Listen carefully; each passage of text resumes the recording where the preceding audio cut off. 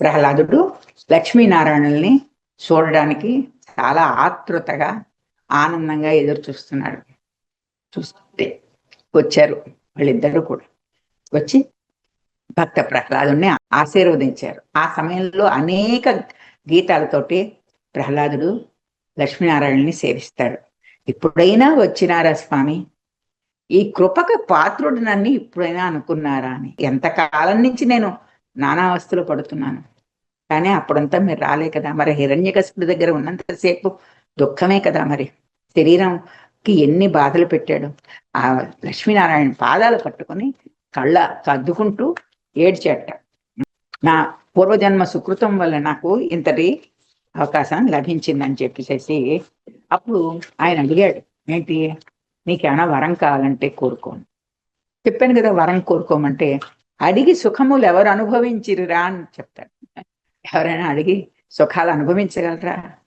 మీ అంతటా మీరే వచ్చేసారు నా మాట విని అని చెప్పేసి ఈ పైన ఇవన్నీ కాసును వెతకపోతే రత్నం వచ్చినట్లు, తర్వాత అమృతంలాగా, తర్వాత ఆడబోయిన తీర్థంలాగా వచ్చి నన్ను రక్షించాడు అని చెప్పేసి అంటారు.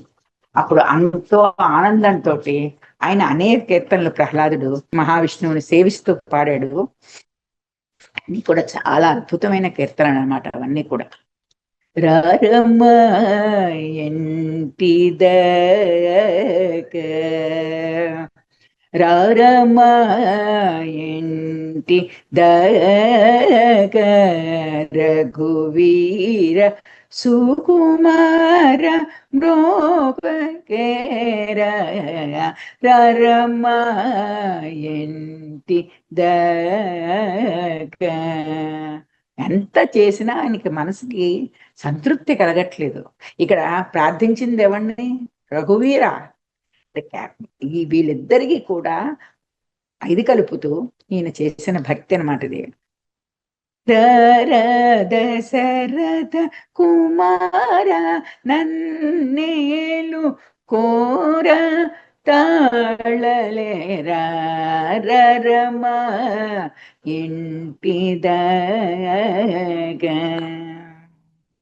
పొద్దున లేచి పుణ్యముతోడి బుద్ధులు చేపే బ్రోతుగని ముద్దుగారుని మోమును చూచు వద్దనిలచి వారము పూజించే. ఇక్కడే ఉండిపోమంటున్నాడు లక్ష్మీనారాయణని. ఇక్కడే ఉండండి, నేను ఏ రకంగా మిమ్మల్ని సేవిస్తానో చూడండి అని. నువ్వు నాకు పొద్దున్నే లేవి బుద్ధులు చెప్తే కానీ ఇక్కడే ఉండిపో, నాకు ఉన్న బుద్ధి చాలా తక్కువ అని చెప్తూ ముద్దుగారుని మోమును చూచు వద్దనిలచి వారము పూజించే. ఈరోజు శుక్రవారం, ఈరోజు శనివారం, రోజు నువ్వు అలా నాకు బుద్ధులు చెప్తూ ఉన్నావు అనుకో, నీ ముఖం చూస్తూ నమస్కారం పెడుతూ అలా ఉండిపోతాను స్వామి. ఇక్కడే ఉండండి, మీరు రండి, ఆహ్వానిస్తున్నాను రండి అంటాడు. దిక్కులేదనుచు తెలిసి నన్ను బ్రోవ దిక్కుని మనుచు తెలిసి నన్ను బ్రోవ గ్రక్కునరావు కరుణను నీచే జిక్కియున్నదల్లా మరచితివో జిక్కియున్నదల్లా మరచితివో.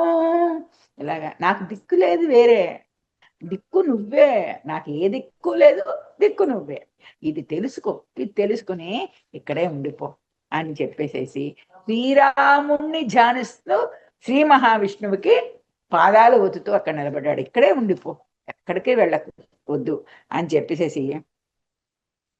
ఇందులో ఏమిటి, మనం మాట పాట మాట్లాడుతూ ఉంటే ఒక ఆర్ద్రత, త్యాగరాజు ఆర్ద్రత. రఘువీరుణ్ణి చూడంగానే అంటే తనకొచ్చి బుద్ధులు చెప్పమంటాడు. వచ్చి అప్పుడు నువ్వు కూర్చుని ఉంటావు కదా బుద్ధులు చెప్పడానికి, నాకు నీ సుందరమైన రూపం చూస్తూ అలా ఉండిపోతాను నేను అని చెప్పేసేసి తన ఆర్ద్రతని, తన వేదనని, తనకున్న భక్తిని కూడా అతను చూపిస్తాడు. సరే, లక్ష్మీనారాయణ వచ్చారు, చాలాసేపు కూర్చున్నారు ఆయనతోటి. సమయం అయిపోయింది కదా, ఇంకా మేము పెడుతున్నాము అని చెప్పేసి ప్రహ్లాదుడికి చెప్పి, మాకు ఇంకా ఇక్కడి నుంచి పెడతాం, నువ్వు జాగ్రత్తగా జీవితాన్ని గడుపు, ఇలాగే భక్తిపరుడు ఉండని లక్ష్మీనారాయణ గారు చెప్పవలసిన బుద్ధులన్నీ ప్రహ్లాదుడికి చెప్పి ఇంకా బయలుదేరతాడు. బయలుదేరే సమయానికి ఇది తట్టుకోలేకపోతాడు. ఎవరు? ప్రహ్లాదుడు తట్టుకోలేక ఇతను నిష్క్రమిస్తాడు. తను అనుకున్నాడు వచ్చి తనతోటే ఉంటాడు అని అనుకున్నవాడికి, సరే నేను వస్తాను, ఇంకా చాలా సమయం అయింది అని చెప్పేసేసి వాళ్ళు వెళ్ళడానికి ఉద్యమిస్తుంటే ఇతనికి చాలా బాధ వచ్చింది. నన్ను విడచి కదలకూర, వదిలేసి వెళ్ళిపోకు రామయ్య రామ, కోదండ రామ, కళ్యాణ రామ, నన్ను బదలే కదలకూర అని చెప్పి, నిన్ను బాసి ఒక్క నిమిషమైనా ఉండలేను, నాకు బాగా ఈ ఎండలో నడుస్తున్న వాడికి కల్పతరువు నీడ దొరికినట్లు, పెద్ద చెట్టు దాని కింద మంచి నీడ ఉంటే ఎలా దొరుకుతుంది నడుస్తున్న వాడికి, అలాగే నువ్వు నాకు కనిపించావు, నువ్వు నా దగ్గరికి వచ్చావు. వసుధను కరణము సేయ ధనమాండం అబ్బిన రీతి, మట్టి తవ్వుతుంటే ఇంత పెద్ద లంకె బిందెలు దొరికితే ఎలా ఉంటుంది, నీ పట్ల నా మనసు అలా ఉంది, అలాంటి నన్ను వదిలేసి ఎందుకు వెళ్ళిపోతావు, నన్ను వదిలి కదలకురా. కోదండ రామ, కళ్యాణ రామ, పట్టాభి రామ, నన్ను వదలి కదలకూర. అద్భుతమైన జాగరేశ్వరి ఈ కీర్తన ఇది. ఎలాగ కాళ్ళు పట్టుకుని నన్ను వదిలిపెట్టి వెళ్ళకు అంటాడు.